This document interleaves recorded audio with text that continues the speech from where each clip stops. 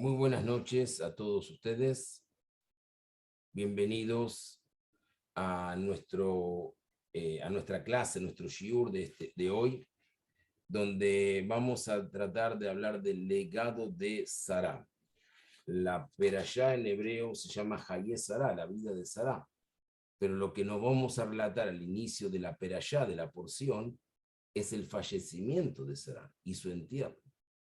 Y lo interesante que al final de la porción semanal de Hayé Sará, la Torá nos relata el fallecimiento y la desaparición física de Abraham, el esposo de Sará.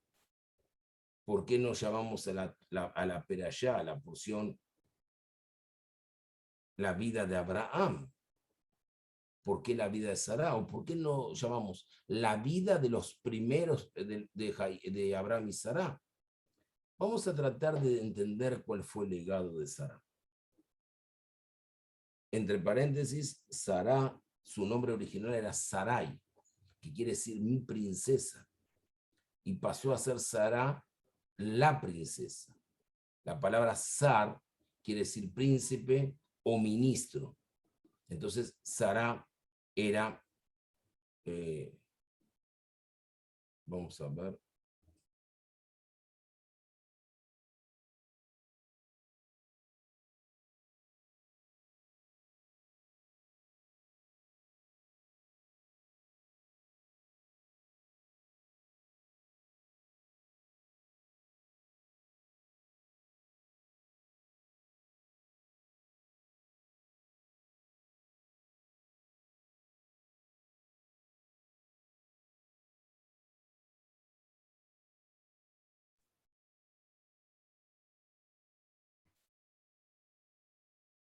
el micrófono está bien alto, quiere decir que el audio debe ser de ustedes, porque yo estoy probando el audio y está bien alto.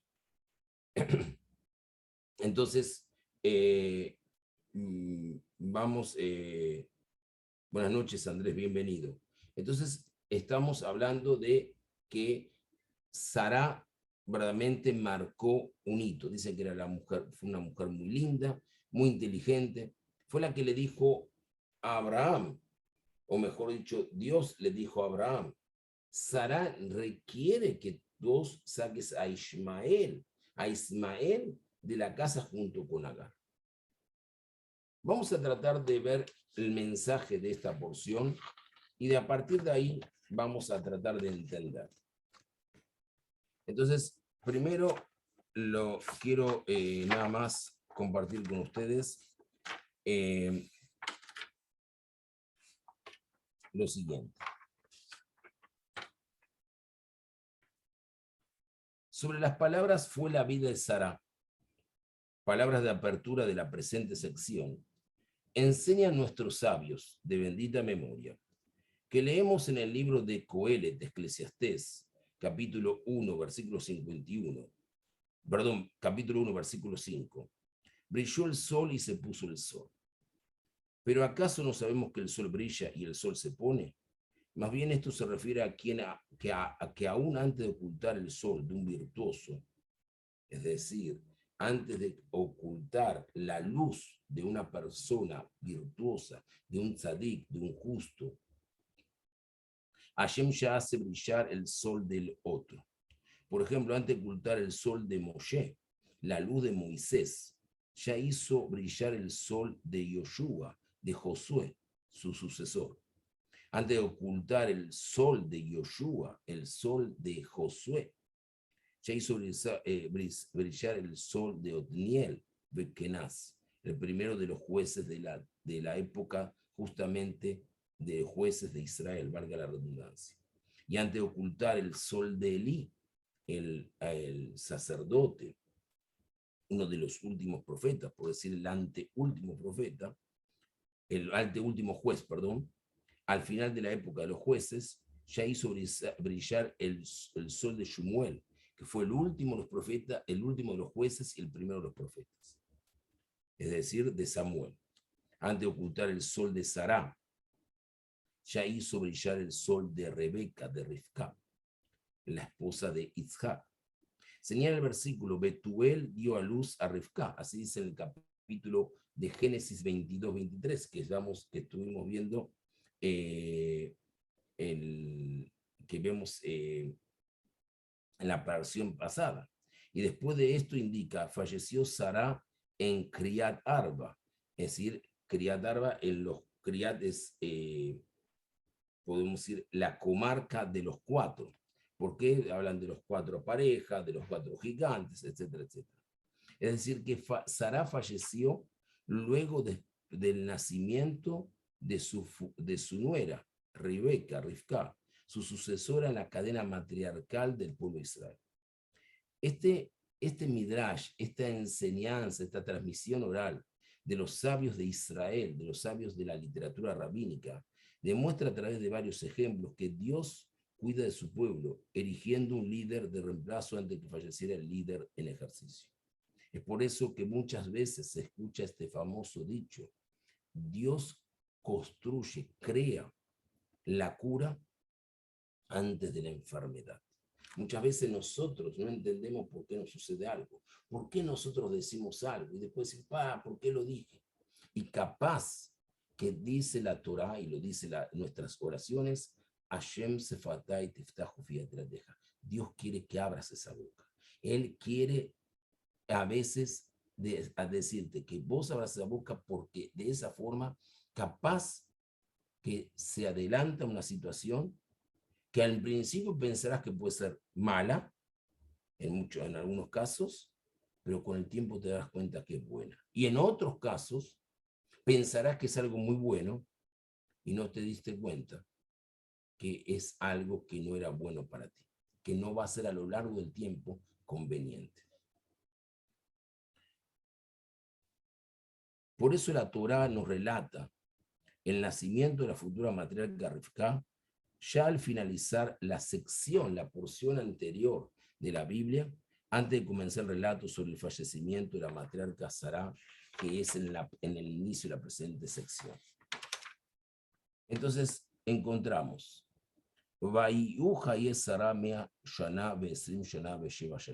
y la vida de Sará fue de 127 años. Así está escrito en el libro de Génesis, capítulo 23, versículo 1. De las cuatro matriarcas del pueblo de Israel, Sará, Rebeca, Raquel y Lea, Sara se destaca que en la Torá señala sus años de vida en este mundo. Además, no se les indica. Lo conocemos por la literatura talmúdica, por el Midrash, por las enseñanzas orales de nuestros sabios. Los sabios asombran de la corta edad a la que falleció Sará en comparación con Abraham.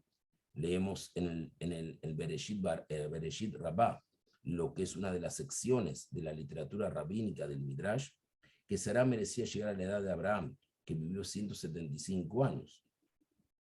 Así dice Génesis capítulo 25, versículo 7. Pero por haber planteado, juzgué a Hashem entre yo y tú, Génesis 16:5, le fueron quitados 48 años de vida. Sara era estéril y le recriminó a su esposo, Abraham, que no hubiese orado por ella para que pudiera tener un hijo. Y por eso le dijo, juzgué a Hashem entre tú y yo, juzgué a Dios entre tú y yo.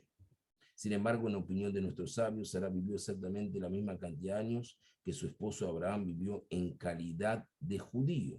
Es decir, después de que haber reconocido al Supremo, pues así estudiamos en la tradición rabínica, que Abraham tenía 48 años al abrazar la fe en el Creador, y tal como enseñan los sabios en el tratado talmúdico, un prosélito al momento de convertirse al judaísmo es como un recién nacido, de modo que si calculamos la edad de Abraham desde el día en que se apegó al monoteísmo, es decir, descontamos a los 175 años, los 48 años que él tenía de vida cuando reconoció y entendió lo que era Dios, él vivió 127 años, exactamente la misma edad de Sara. Esto es una introducción para algo que seguramente vamos a tratar de entender a lo largo de esta noche, una más de nuestro recorrido por el libro Génesis. El día 11 de agosto del año 2017, falleció el hombre más anciano del mundo, un mes antes de cumplir 114 años. una de las 10 personas más longevas desde que comenzó el registro moderno de las edades. Si no supiera nada acerca de este caso, se podría suponer que tuvo una vida pacífica, desprovista de temores, dificultades y peligros. Permiso, por favor, voy a hacer una verajá. Baruch atah Adonai mejoram, shakon y Aibaro. Amén. Gracias. La realidad es exactamente la opuesta. La persona en cuestión se llamaba Israel Cristal y era sobreviviente del Holocausto. Nacido en Polonia en 1903, soportó 4 años el gueto de Lodz y luego fue trasladado al campo de exterminio de Auschwitz. En el gueto murieron sus 2 hijos. En Auschwitz murió su esposa. Cuando el campo fue liberado, era un esqueleto viviente. Pesaba apenas 37 kilos. Fue el único sobreviviente de toda su familia. Fue criado como un judío observante y siguió continuando y siguió siéndolo toda su vida, inclusive después de haber pasado los mayores horrores que cualquier ser humano ni se imagina. Cuando terminó la guerra que destruyó todo su mundo, volvió a casarse, esta vez con una sobreviviente del Holocausto. Tuvieron hijos, ascendieron e hicieron aliyá y fueron a radicarse a la ciudad de Haifa. Ahí comenzó nuevamente con una fábrica de golosinas, como lo había hecho en Polonia antes de la guerra. Produjo confites, caramelos, dulces, chocolates. Fue un innovador.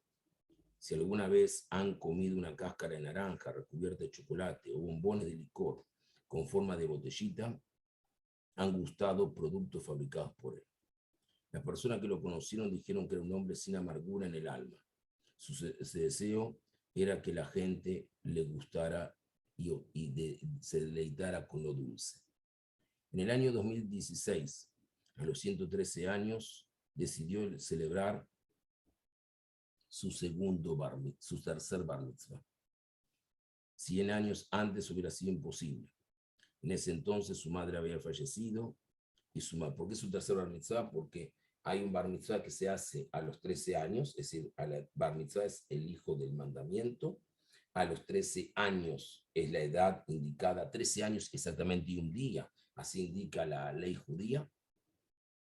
Dicen que pasados los 70 años, porque 70 años fue lo que vivió David, es decir, a los 83 años se hace el segundo bar mitzvah, pero él hizo su tercer bar mitzvah porque él tenía 113 años, habían pasado 100 años y él en la edad de los 13 años no había conseguido realizar la ceremonia de bar mitzvah porque su madre había fallecido y su padre peleaba, era soldado en la Primera Guerra Mundial.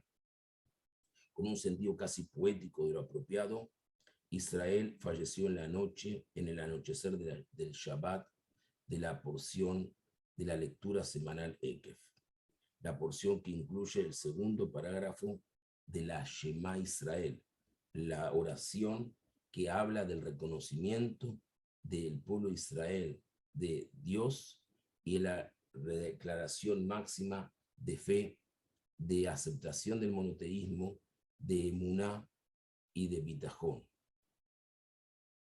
en el cual ordena colocarse los tefilim y las filacterias y enseñar y transmitir la Torá a los hijos, para que tú y tus hijos puedan tener una larga vida en la tierra que el Señor prometió a vuestros antepasados. Israel Cristal hizo fielmente las dos cosas. En su bar mitzvah bromeaba con que era el usuario de los tefilim más viejos del mundo. Reunió a sus hijos, a sus nietos, a sus bisnietos y a sus tataranietos. Bajo el talit, bajo el manto, y les dijo: acá hay una persona, y miren cuánta gente trajo a este mundo, a pesar de haber pasado los horrores. Nunca perdí la fe en Dios. Siempre recordé las enseñanzas de mi maestro, los rabinos, que ya partieron para los mundos supremos, pero que me ayudaron a sobrevivir el mayor de los horrores. Dijo: estamos aquí todos parados bajo mi talit, bajo mi manto, y estoy pensando en los 6 millones de personas. Imaginen el mundo que hubiera podido construir. Fue un hombre extraordinario. Su vida arroja la luz sobre uno de los versículos más angustiantes de la Torá. Al describir la muerte de Abraham, nuestra porción dice que respiró su último hálito de vida y murió a avanzada edad, anciano y satisfecho. Génesis 25:8. La suya es la muerte más serena de toda la Torá. Recordemos su vida, una sucesión de pruebas una tras otra. 10 pruebas. La última fue llevar a su hijo a un pseudo sacrificio en el monte Moriah, el cual no existió, pero que el hijo pasó por una de las pruebas también importantes de su vida.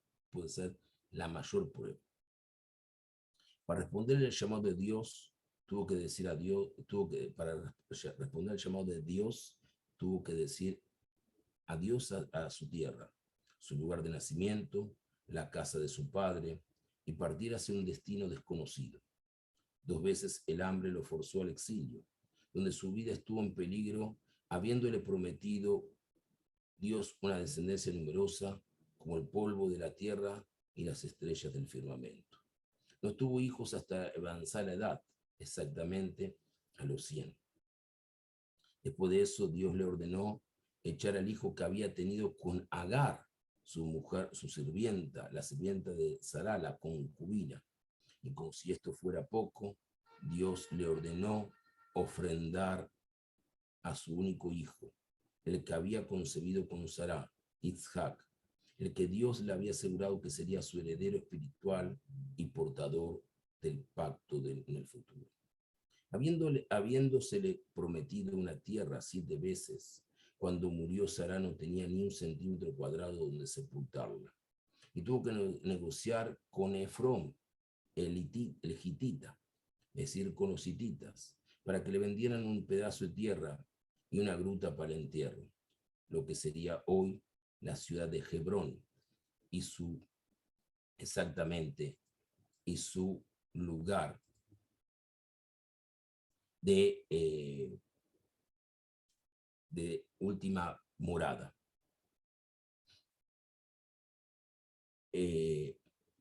Su vida fue una sucesión de esperanzas frustradas y logros demorados.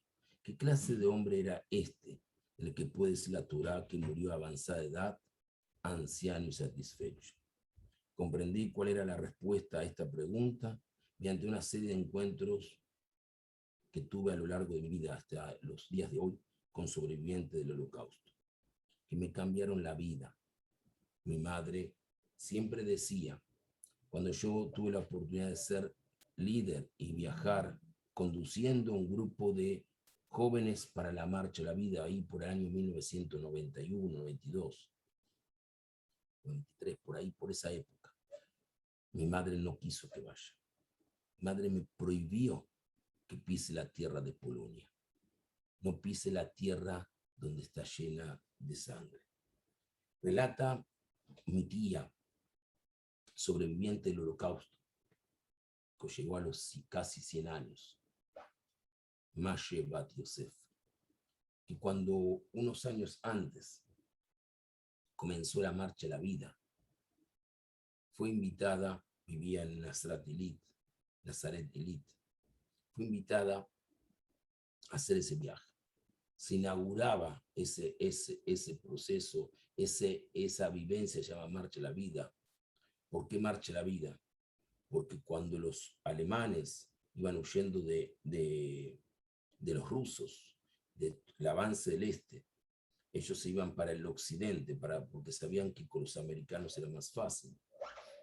Y se llevaban a todos los prisioneros a los campos de exterminio o de concentración. Y a esa marcha la llamaban la Marcha de la Muerte, porque el que no podía continuar era asesinado en ese momento. Mi madre me dijo, por favor, no quiero que viajes. La sangre de tus parientes está derramada por el suelo de Polonia. Mi tía fue a visitar en ese momento al gran rabino Israel Meir Lau, sobreviviente más joven del campo de concentración de Buchenwald. Existe un libro de él en español no sé, hasta hace poco tiempo atrás, sé que lo vendían aquí en Costa Rica, pero es de una editorial panameña. Y él lo fue a visitar, el padre del rabino Israel Meir Lau, fue Jabrutá, fue compañero de estudios de mi abuelo, de bendita memoria. No en vano, mi abuelo se llamaba Moshe Haim Kaplan, y el padre del rabino Israel Meir Lau se llamaba Moshe Haim Lau. Mi tía viajó de Nazaret de Lita a Jerusalén en esa época, estoy hablando de un año 93, más o menos. No es como hoy en día que los transportes están más modernizados en Israel y hay hasta horarios por la internet, que sabemos que era un poco más difícil. Había que tomar un bus hasta Tel Aviv, y de Tel Aviv había que ir hasta Jerusalén. Era un viaje que llevaba unas 3 horas y media.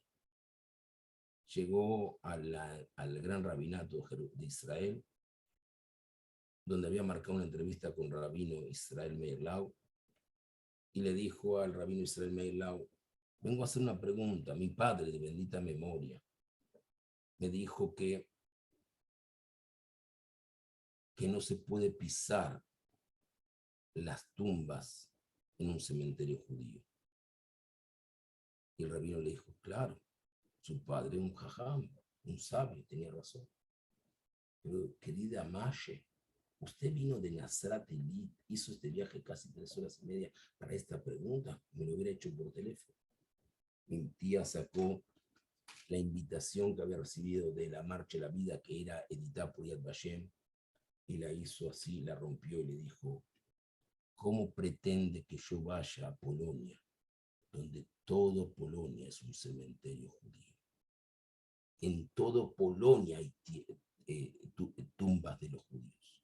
Se puede pisar alguna parte sin no manchar el nombre y las almas de los 6 millones de judíos. Rabino Israel Meir Lau bajó su cabeza y le dijo: ciertamente tú tienes razón.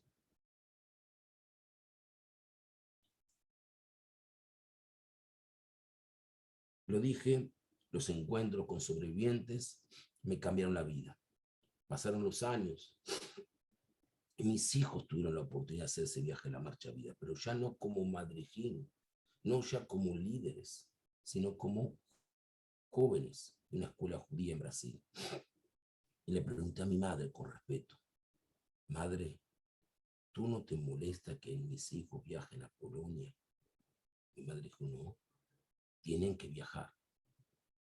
Me quedé sorprendido. Le dije: mamá, a mí no me dejaste hacerlo y a mis hijos me ordenás que los envíe. No estoy entendiendo. Mi madre, con una sabiduría muy particular, casi una sabiduría que era difícil de definir, me dijo: tú sos hijo de sobrevivientes, escuchaste cada historia, conociste las reuniones de los sobrevivientes que venían a la casa de tu abuelo, lloraste junto con nosotros, con tus abuelos, con tus tíos, con tu madre, con tu padre. Pero tus hijos no tuvieron esa vivencia. Y ellos tienen que transmitir a lo largo de la historia, tienen que ser la cadena, el eslabón que se convierte en los transmisores de esa tragedia que no puede quedar en el olvido. Ahí entendí la diferencia que mi madre hizo, como Sará entendió. Mientras Sará era estéril y no había recibido la bendición, Sará pensó en Abraham, en la continuidad de él como hombre. Pero cuando Sará tuvo familia, cuando Sará fue madre, pensó en Abraham y Sará como padres del inicio del pueblo judío. Pensó en Isaac como continuador. Ahí marcó la diferencia. Ahí es donde aparece la famosa frase, Mise Wahaham, ¿quién es el hombre sabio? Arrué Minanolat. El que puede percibir, el que puede observar lo que va a suceder. Ustedes creen por motivos que cuando yo digo algo, no sé lo que me enfrento y las consecuencias. ¿Ustedes creen que no ejercité esa enseñanza, sabiendo que cuando digo algo, hay gente que puede sentirse agradecida y otros ofendidos? Pido a Dios que siempre coloque las palabras adecuadas en mi boca, pero también le digo a Dios que hay momentos para colocar una pauta, una interrupción. Las personas tienen que entender en la vida que no es gratuito seguir los preceptos o estudiar los preceptos o profundizarse en el mensaje de la Torá. En el momento que lo entramos somos conscientes y lo consciente me obliga.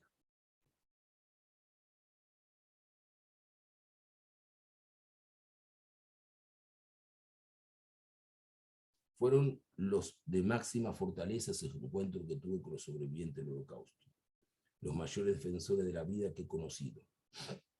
Durante años me pregunté cómo pudieron sobrevivir todo eso, habiendo visto lo que vieron y sabido lo que supieron. Pudieron traspasar la oscuridad más densa que haya descendido sobre la civilización alguna. Pudieron salir de la mancha que la humanidad la va a tener tan eterna, como dice el Midrash, como dice la alegoría bíblica, la mancha que Caín tenía en su frente, para recordar y hacerle ver a los demás que él había cometido el asesinato de su hermano. Eventualmente pude darme cuenta de lo que habían hecho. Casi sin excepción, cuando terminó la guerra, se enfocaron con intensidad excluyente sobre el futuro. Extranjeros en tierra extraña. Construyeron hogares y carreras. Se casaron, tuvieron hijos, trajeron nueva vida al mundo. No hablaron con frecuencia de sus experiencias durante la Shoah, durante el Holocausto, ni con sus parejas, con sus hijos, ni sus amigos íntimos. Este silencio duró cuanto menos 50 años. Solo entonces, cuando el futuro que habían construido estaba asegurado, se permitieron echar un vistazo hacia atrás, no para vivir del pasado, sino para aprender el pasado y atestiguar acerca de las penuras que habían visto y sufrido. Algunos de ellos, muchos, escribieron libros. Otros, muchos, recorrieron las escuelas donde relataron sus historias para que la memoria del Holocausto no pudiera ser negada. Les recomiendo los paperclips y Freedom Writers, es decir, los escritores de la libertad. Por favor, véanlo, están en YouTube, son filmes que lo pueden ver. Primero construyeron su futuro, solo después se permitieron recordar el pasado. Eso es lo que hizo Abraham en la Perashá, en la porción de esta semana. Había recibido 3 promesas de Dios: hijos, una tierra y la certeza que sería el padre, no de una nación, sino de muchas. Génesis 17, versículos 4 al 5. A la edad de 137 años, tenía un hijo soltero, nada de tierra, ni era padre de naciones. No emitió, sin embargo, una sola voz de protesta. Pareciera que se dio cuenta de que Dios quería que entrara en acción y no esperar que Dios lo hiciera por él. Por lo tanto, cuando murió Sara, compró la primera parcela de tierra en lo que luego sería la Tierra Santa, junto con la cueva de Majpelá. Después le instruyó a su sirviente que buscara una esposa para su hijo Itzhak, que dijo a Eliezer, a Eleazar, el Damaseno: ve a la tierra de Haram, donde vive mi familia, que está lejos, pero ellos están cerca. A veces, para construir el futuro una familia, tenemos que alejarnos, porque los principios con que queremos educar a nuestros hijos a veces no son los que tienen la visión de nuestros padres. Y sin faltar respeto, tenemos que alejarnos. No para pelearnos, sino para que ellos entiendan en la distancia lo que significa la continuidad del pueblo judío.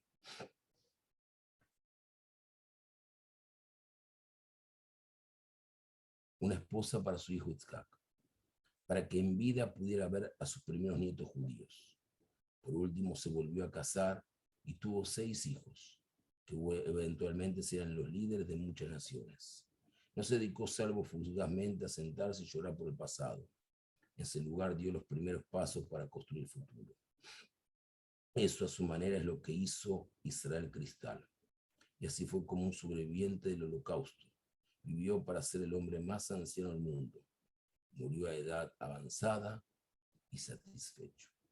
Eso también es lo que hicieron los judíos en forma colectiva, cuando apenas 3 años después de estar parado frente al ángel de la muerte, en Auschwitz, Treblinka, Bergen-Belsen, Birkenau, Shelmo, Sobibor, entre muchos otros. David Ben-Gurión, el primer ministro de Israel, proclamó el Estado judío en su antiguo hogar, en la tierra de Israel. Si el pueblo judío se hubiera quedado sentado pasivamente, llorando desde entonces hasta ahora por las generaciones de judíos europeos asesinados, habría sido una reacción entendible, pero no. Fue como si el pueblo judío hubiera afirmado colectivamente las palabras del rey David, como dice en el Salmo 118, versículo 17. Yo no moriré, sino viviré, dando testimonio al Dios de la vida, Hashem Haim. Es por eso que la nación occidental más antigua es aún joven, líder de naciones en medicina de urgencia, socorro en casos de desastres naturales, en tecnología de salvaje. Se han vuelto a escuchar los ruidos de los jóvenes en las calles de Jerusalén. Desde todas las casas se siente el sonido de las hojas del Talmud que se abren y se cierran, de las jóvenes que van a estudiar para ser maestras. Odishama Beare Yehuda. Escuche las montañas de Yehuda. Kol Sazón Bekol Simha. La voz de la alegría, la voz del regocijo. Kol Hatán Bekol Kala. La voz del novio y la novia. Esto es Ubehutzo Yerushalayim. En las calles, ahí en los pasadizos de Jerusalén. Eso se consiguió a partir del 1948. Retornamos no a nuestra tierra, retornamos a nuestra casa. Como decía un poeta, que a Jerusalén no se viaja, a Jerusalén se retorna. Esta es la idea transformadora para sobrevivir a la tragedia y el trauma. Primero debe construirse el futuro. Solo después se debe recordar el pasado. La descripción más serena de la vejez y la muerte de toda la Torá. Entonces Abraham exhaló su último aliento y murió en buena vejez, un anciano pleno de años, y fue reunido con su pueblo. Hay un versículo anterior no menos conmovedor. Abraham era anciano, entrado en años, y Dios había bendecido a Abraham en todo. Vaivarej Abraham Bakol. Eso es lo que decimos, hay una segulá, una oración, una protección, que hay que decirla al final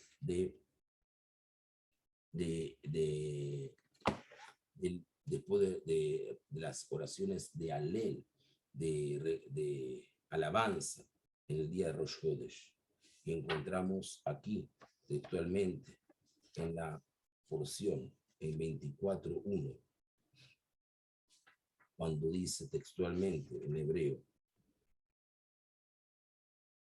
Ve Abraham saquem ba Bayamin, ba Hashem berach et Abraham bakol.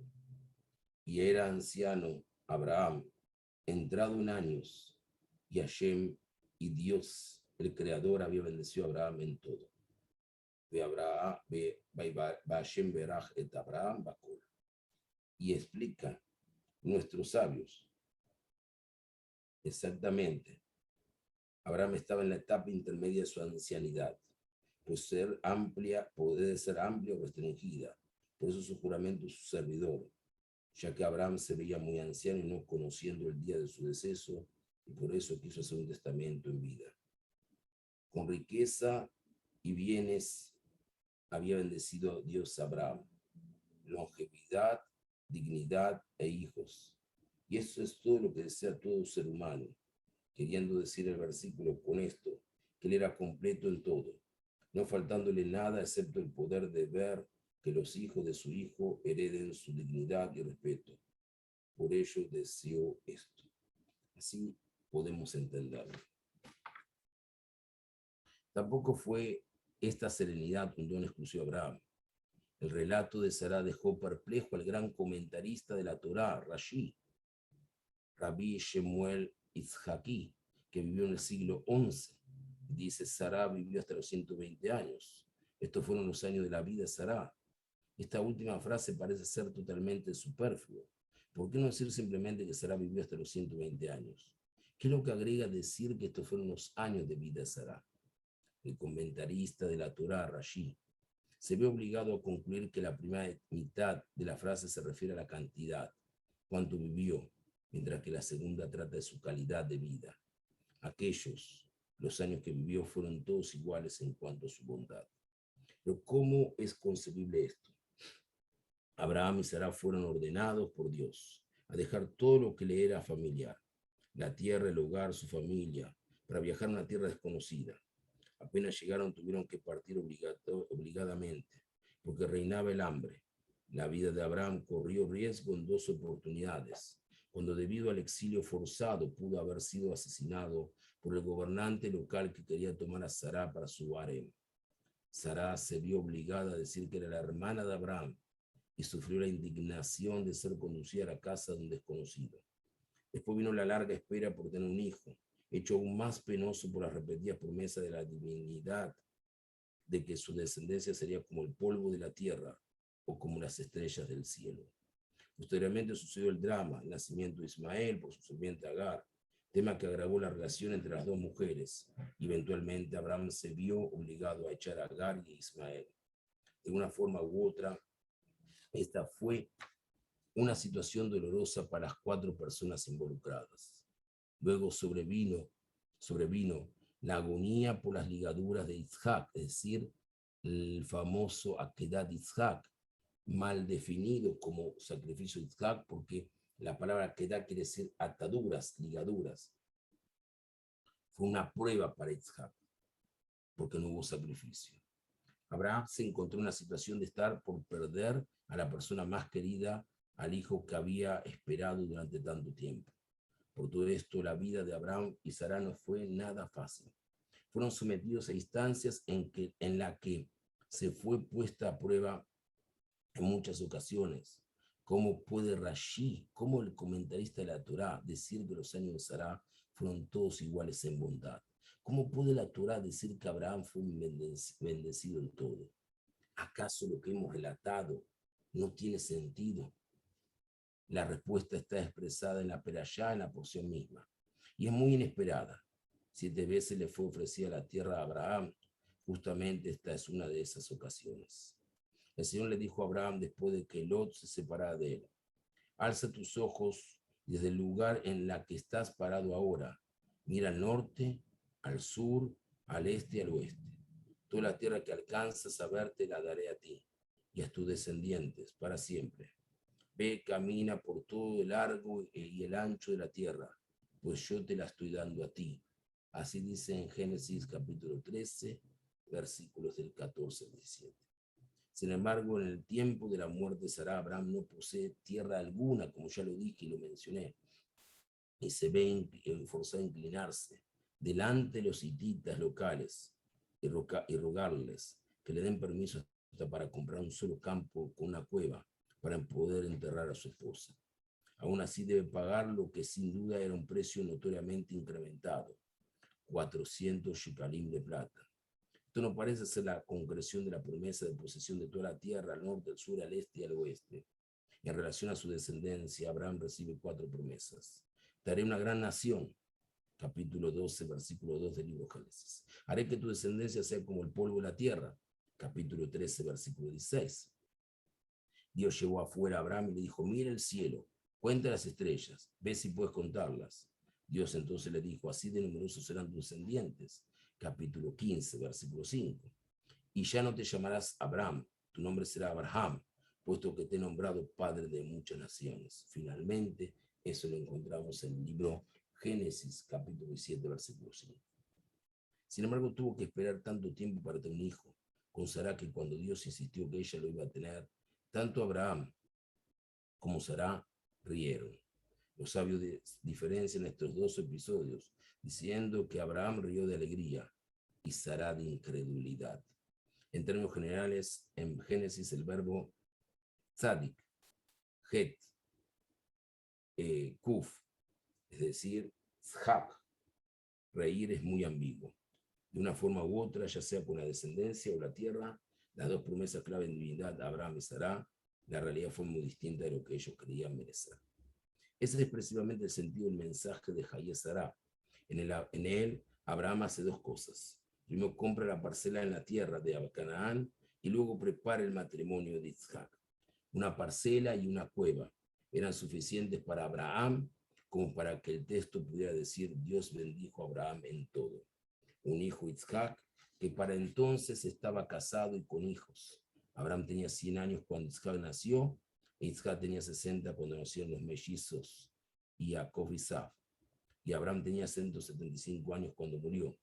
Era suficiente para que Abraham pudiera morir en paz. Es decir, que más o menos Abraham murió cuando los hijos de Isaac, Jacob y Jacobo y Esab o Esaú tenían aproximadamente 15 años de edad. El famoso Lao Tzu, el sabio chino, dijo que un viaje de 1000 millas comienza con un solo paso.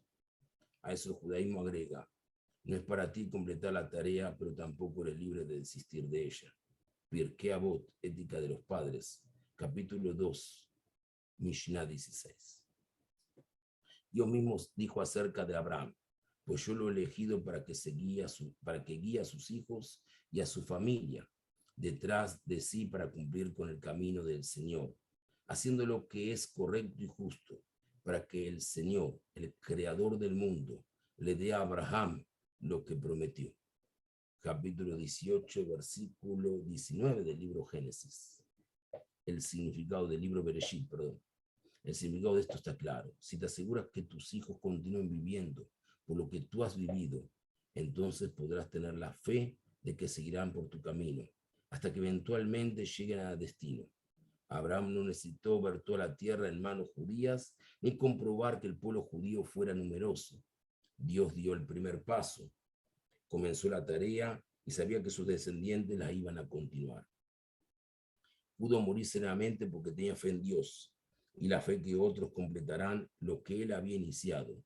Lo mismo era seguramente válido para Sara. Poner tu vida en manos de Dios, tener la fe de que lo que te ocurra sea por un motivo, saber que eres parte de una narrativa mayor y creer que otros continuarán lo que has iniciado, es lograr una satisfacción en la vida que no puede ser destruida por circunstancia alguna. Abraham y Sara tenían fe y pudieron morir con la sensación de haber logrado lo deseado. Ser feliz no significa tener todo lo que uno quiere o todo lo que fue prometido. Significa simplemente hacer lo que has sido llamado a hacer, haber comenzado y luego pasar la posta a la próxima generación. Los justos, aún en la muerte, son considerados como si todavía estuvieran vivos. Por eso decimos Hayé Sara.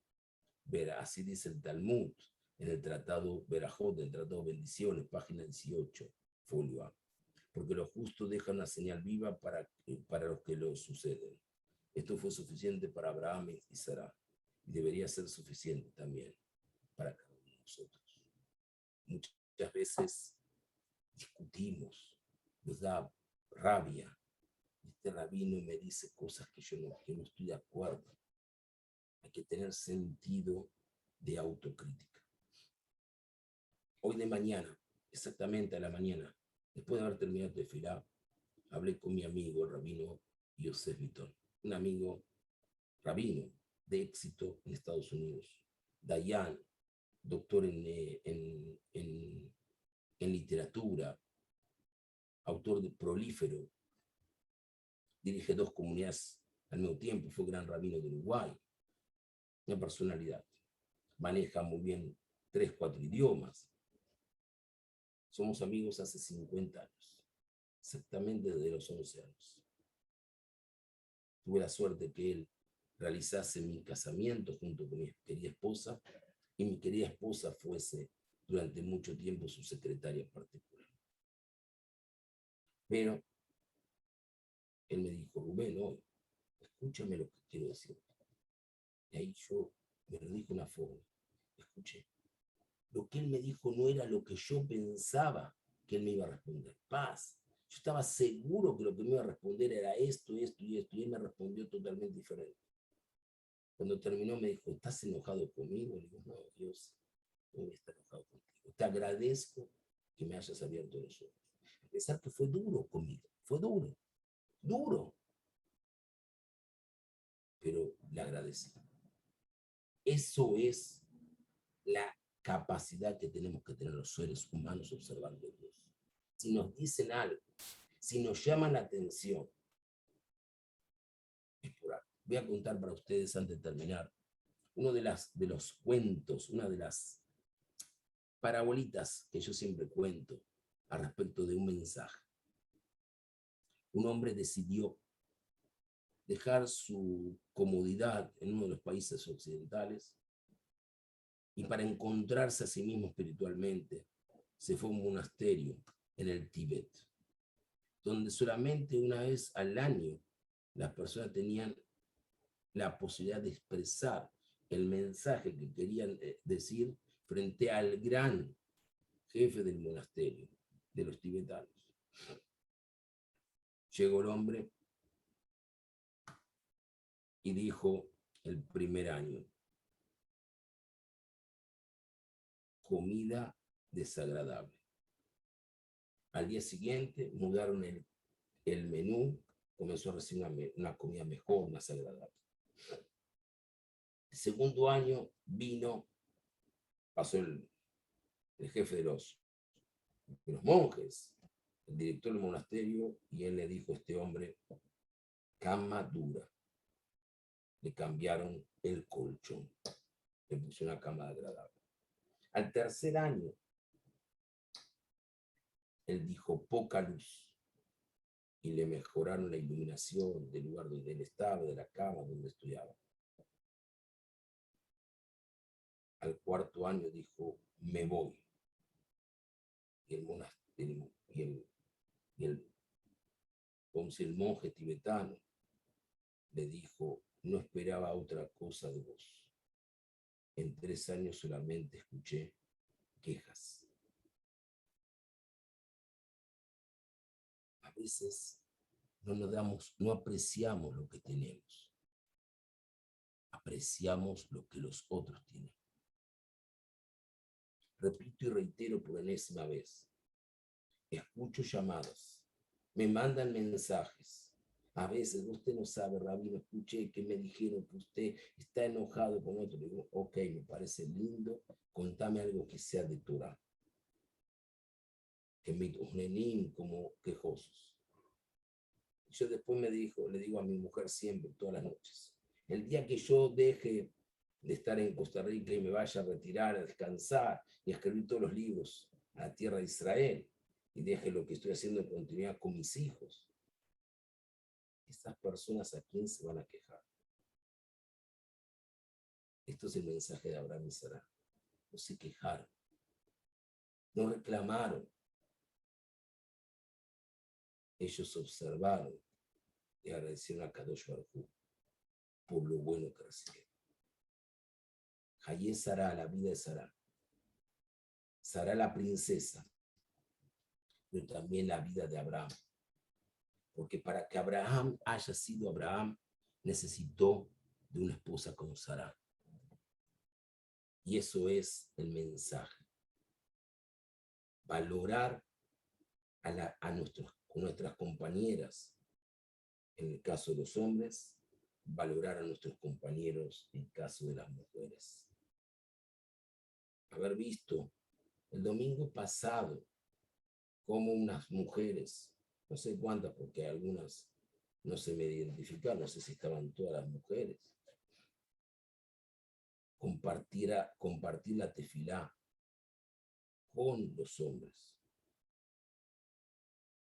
y saber que lo hicieron muchas de ellas, no hablé con todas. Algunas yo mandé un mensaje y algunas me agradecieron. No sé si me imagino que lo hicieron de corazón. Algunas veces uno agradece de forma y no de fondo.